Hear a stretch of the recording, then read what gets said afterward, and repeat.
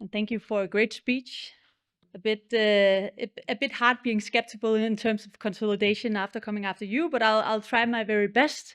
Thank you very much for the invitation. It's a pleasure to be here. The EU is sometimes referred to as a great European orchestra.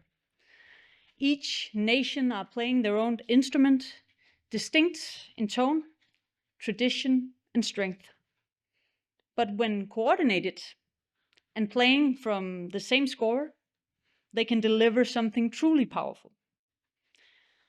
How fitting it is today that we're meeting in this concert hall, a space designed for harmony, precision, and shared experience.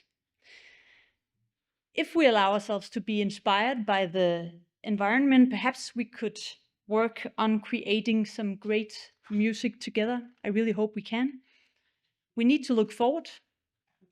A digital infrastructure that is of high quality, as you said as well, Jakob, secure and resilient, is essential for our competitiveness of the European Union, especially with the current geopolitical situation that we're standing in.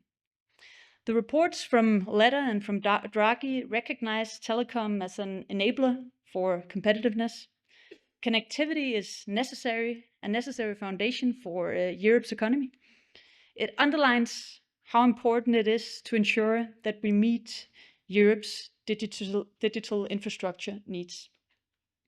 It also underlines how important it is to ensure resilient and secure digital infrastructures. Today, I will try to share some thoughts on the upcoming presidency and also on our key priorities.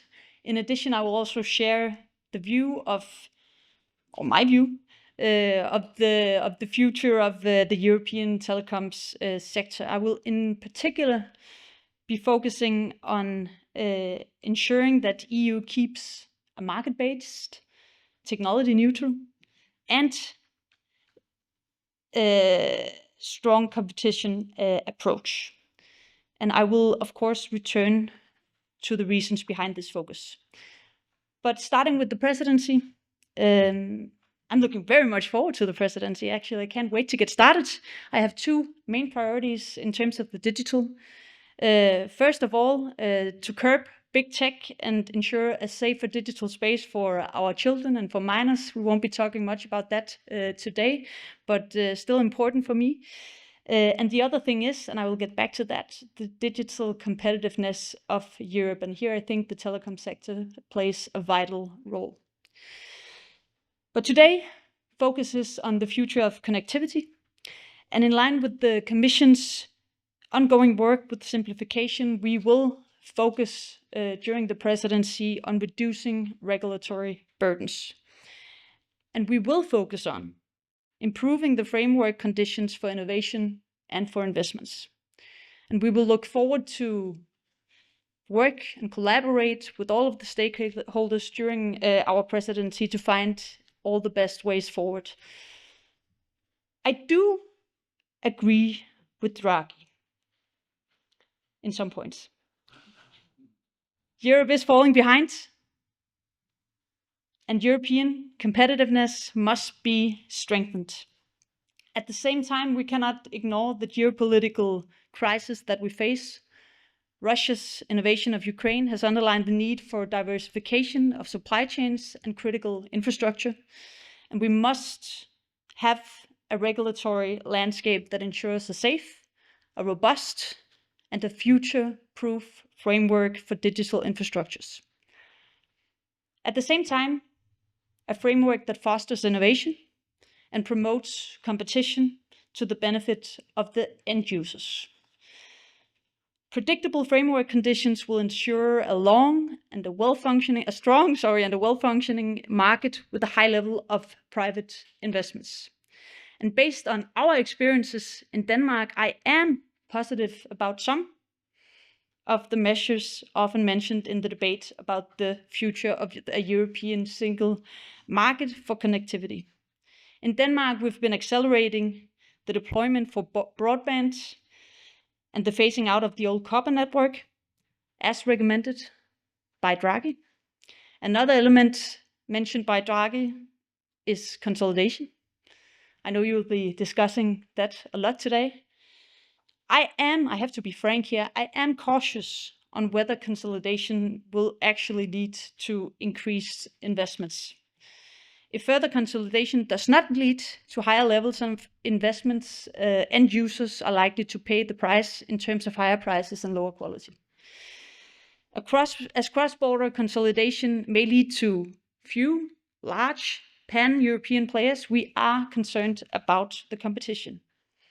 However, I do believe that we share the same objective: creating the necessary foundation for an effective European single market. In Denmark, we have had, I think, great success with a competitive market of players of different size. This is to the benefit of both end users and businesses, I would say. We have a level of high-speed internet coverage that ranks among the best in EU. This has been achieved through a market-based, technology-neutral approach with strong competition. At the same time, we also have relatively low consumer prices, lower than many member states. We are in a good place, and our market-based, competition-driven approach has brought us here. That is why I must say I am worried about consolidation could lead to fewer investments and less competition. I am aware that in Denmark we've been fortunate to have a sector that consistently invests large sums into network expansion year after year, and thank you very much for that. That is highly appreciated. Over the last 4 years, annual investments have exceeded 10 billion Danish kroner. To ensure a continued high level of private investments, it could be relevant to look, or it is relevant, I would say, to look at the framework conditions. It would also be relevant to look further into whether the regulatory framework could be simplified. I think it can.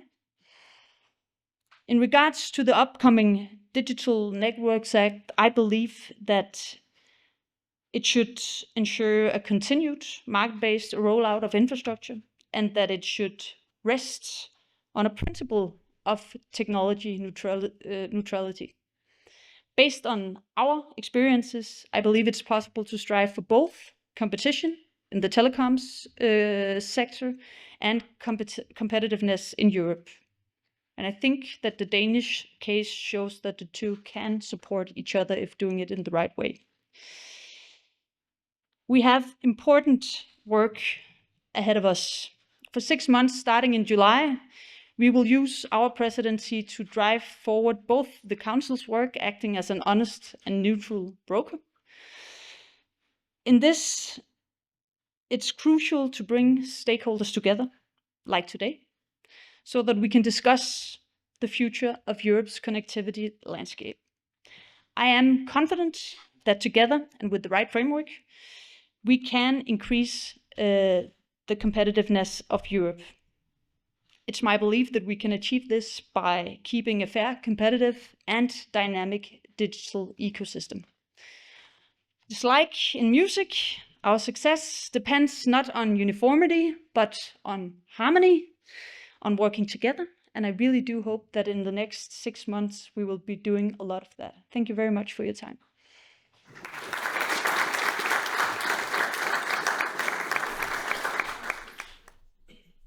Caroline, thank you very much for sharing your visions. Also, we of course, from the industry side, share the vision of where we're going. And also acknowledging the importance of the digital infrastructure and the role we play. I could ask one question. You are, I think, clearly reluctant when it comes to the question about consolidation. What would you then bring out from the toolbox, the political toolbox, that could stimulate investments? What would be the most efficient regulatory political tool you have in the toolbox to stimulate investment and strengthen the competitiveness of Europe? Well, I think more things, and start by saying that here it's also important for me that we have the dialogue. So not only that I see what is most important for me, but that you also give me your views on what is most important for you and where are the regulatory burdens you know better than I would ever know. So please let's keep the dialogue open, because otherwise we won't get a good end result. But from my point of view, if we look a bit broader on the digital area, I think, first of all, we discussed investments, right? Not only in telecom, but in general. And here, I think we need to have, I hope we have a focus during the upcoming MFF on competitiveness, especially including the digital investments. I think we need to look into that if we want to close the innovation gap that we're seeing currently in Europe. So that is definitely a focus to focus the investments also in terms of the digital space. And then for me, it's also about simplification. Nobody wants to talk about deregulation, so let's say simplification, but we need to look through already existing regulation to see if there are overlaps, if there are anything that is unclear, to make sure that businesses are not in the limbo that they're often placed at. And here I have high hopes for the Commissioner's digital package in terms of making sure that we have simplifications across the digital market, and also to have a discussion concerning how we have a digital single market for real. We have far too many examples of where we end up having regulation interpreted in 27 different ways in 27 different markets, and then we don't have a digital single market. And that would help, I think, the companies quite a bit to be able to work across borders. So these are focus points for my simplify the already existing regulation, also look through the regulation on its way, for instance, the AI Act. And I'm not saying that the AI Act is bad, I don't think it is. But if we don't have the time to implement, if we don't have the time to make standards and to make proper guidances, which we need and which businesses need in order to comply, then we need to at least discuss whether we should take a step back and await having standards properly made in order for us to